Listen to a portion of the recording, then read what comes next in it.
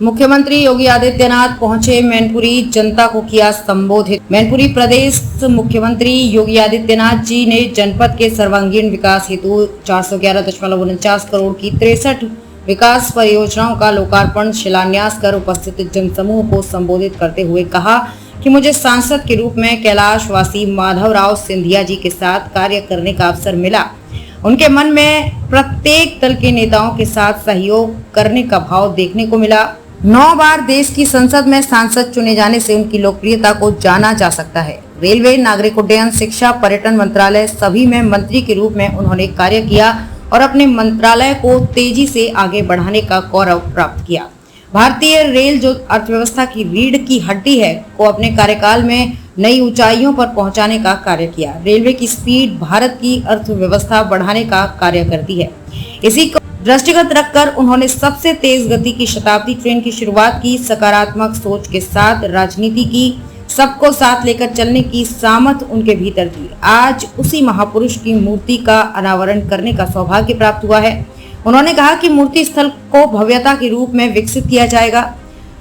मूर्ति स्थल चौराहे के आसपास के क्षेत्र का सौंदर्यीकरण होगा। स्मारक को भव्य स्वरूप मिलेगा। पार्क विकसित किया जाएगा। यहाँ सड़क मार्ग विद्युतीकरण का कार्य होगा। वहाँ बुनियादी सुविधाएं उपलब्ध कराने का कार्य प्रदेश सरकार करेगी।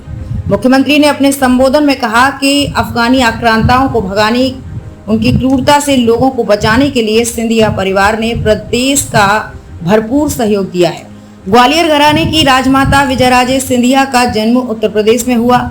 राजमाता ने राम जन्मभूमि आंदोलन में महती भूमिका निभाई।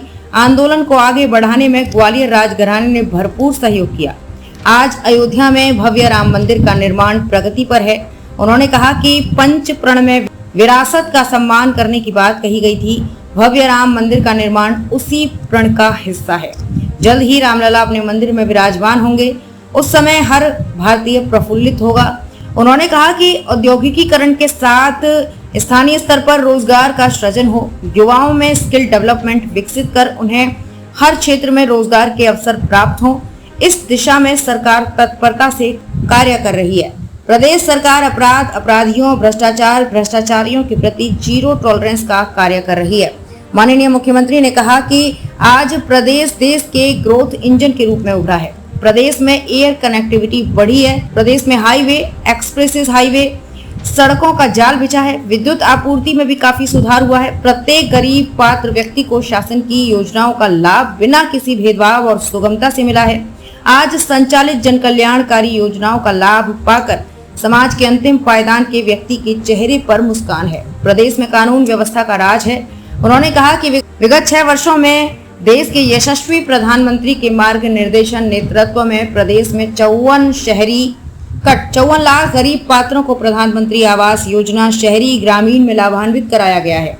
2 करोड़ 61 लाख पात्रों को शौचालय योजना में लाभान्वित कराया जा चुका है। 1,21,000 विद्युतीकरण से विहीन मजरों का विद्युतीकरण का कार्य हुआ है। 1,75,000 परिवारों को मुफ्त बिजली कनेक्शन उपलब्ध कराए गए हैं।